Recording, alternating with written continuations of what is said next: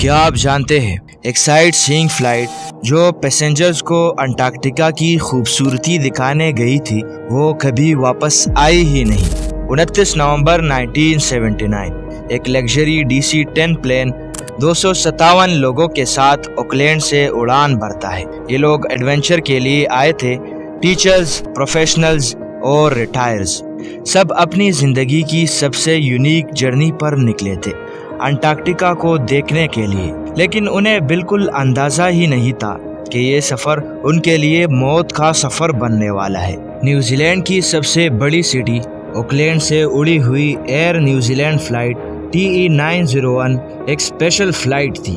یہ کوئی normal commercial flight نہیں تھی، اس میں زیادہ تر ریٹائرڈ کپلز، ٹیچرز، پروفیشنلز اور ٹریولرز تھے جو اپنی لائف کا ایک ڈریم پورا کرنا چاہتے تھے، انٹارکٹیکا دیکھنا۔ ان کے لیے یہ صرف ایک فلائٹ نہیں تھی بلکہ ایک لائف ٹائم کا ایکسپیرینس تھا۔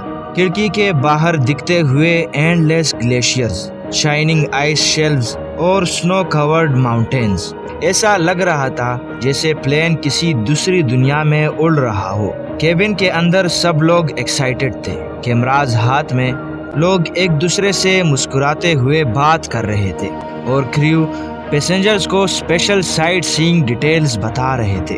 ہر تصویر، ہر ویڈیو ایک پرائس لیس یاد بننے والی تھی، لیکن کسی نے سوچا بھی نہیں تھا کہ وہ تصویریں ان کی زندگی کی آخری یادیں بن جائے گی۔ فلائٹ سموتھ چل رہی تھی، پائلٹس کانفیڈنٹ تھے، کیپٹن جم کولن اور فرسٹ آفیسر گریگ کیسین دونوں ایکسپیرینس تھے۔ ان کا پلان تھا کہ وہ روس آئلینڈ کے اوپر سے فلائی کر کے پیسنجرز کو گلیشیئرز دکھائیں گے اور پھر آکلینڈ میں واپس سیفلی لینڈ کریں گے۔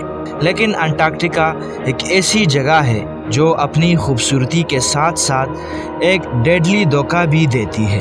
یہاں وائٹ سنو اور وائٹ کلاؤڈز ایک دوسرے میں اتنے پرفیکٹلی بلینڈ ہو جاتے ہیں کہ آسمان اور زمین ایک ہی نظر آتے ہیں۔ اس ایلوژن کو وائٹ آؤٹ کہتے ہیں۔ ایسی کنڈیشن میں پائلٹس کو ہوریزون، یعنی وہ امیجنری لائن جو آسمان اور زمین کو الگ کرتی ہے، دکھنا بند ہو جاتا ہے۔ نہ اوپر کا پتہ چلتا ہے نہ نیچے کا، سب کچھ ایک سفید سمندر جیسا لگتا ہے۔ اور اسی وائٹ آؤٹ نے اس دن ان کی قسمت کا فیصلہ کر دیا۔ سب کچھ بالکل نارمل لگ رہا تھا، پیسنجرز کھڑکی سے تصویریں لے رہے تھے، لوگ ایکسائٹڈ تھے اور کیبن میں ہلکی ہنسی مذاق چل رہا تھا۔ کریو نے کیجولی اناؤنس کیا کہ پلین MC موڈو ساؤنڈ کے اوپر فلائی کر رہا ہے، ایک فلیٹ اور سیف ایریا جہاں کوئی بھی ڈینجر نہیں تھا۔ لیکن انہیں نہیں پتا تھا کہ ایک چھپا ہوا نیویگیشن ایرر ان کی قسمت بدلنے والا ہے۔ پچھلی رات ایئر لائن انجینئرز نے فلائٹ پاتھ کمپیوٹر میں ایک چھوٹا سا موڈیفیکیشن کیا تھا جس کا پائلٹس کو کوئی اندازہ نہیں تھا۔ ان کے فلائٹ چارٹس اور جو ریئلٹی ان کے سامنے تھی بالکل مس میچ کر گئی۔ جو ایریا ان کو فلیٹ لگ رہا تھا اصل میں وہ ماؤنٹ ایئربس کا سنو کورڈ سلوپ تھا۔ اور تبھی وائٹ آؤٹ نے بھی اپنی پوری طاقت دکھائی۔ اسکائی اور گراؤنڈ اتنے پرفیکٹلی مکس ہو گئے کہ پائلٹس کو صرف سفید اینڈ لیس وائٹ ہوریزون دکھ رہا تھا۔ انہیں بالکل بھی اندازہ نہیں تھا کہ وہ سیدھا ایک ایکٹیو والکینو کی طرف نیچے جا رہے ہیں، ایک ایسے کریش کی طرف جہاں سے کوئی بھی واپس نہیں لوٹنے والا۔ دوپہر کے 12:29 پر سڈنلی گراؤنڈ پروکسیمیٹی الارم بجتا ہے، لیکن اس وقت تک بہت دیر ہو چکی تھی۔ پلین 260 نوٹس یعنی 481 کلومیٹر پر آور کی سپیڈ سے ماؤنٹ ایئربس کے سلوپ سے ٹکرا گیا۔ امپیکٹ کے بعد ایک میسو فائر بال اٹھا، لیکن آرکٹک کی ٹھنڈی ہوا اور سنو نے فلیم کو ترنت ڈھک دیا۔ پلین کے 257 پیسنجرز اور کریو سب نے ایک پل میں ہی اپنی زندگی ہار دی۔ پورے گلیشیئر پر ریکیج اور ٹوسٹڈ میٹل کے ٹکڑے بکھر گئے۔ سب سے دکھ بری بات یہ تھی کہ کریش اتنا سڈن اور تیز تھا کہ زیادہ تر پیسنجرز کو کچھ سمجھنے کا بھی وقت نہیں ملا۔ ان کی لاسٹ تصویریں، ان کی لاسٹ خوشی سب ایک ہی پل میں ختم ہو گئی۔ نیوزی لینڈ شوق میں ڈوب گیا۔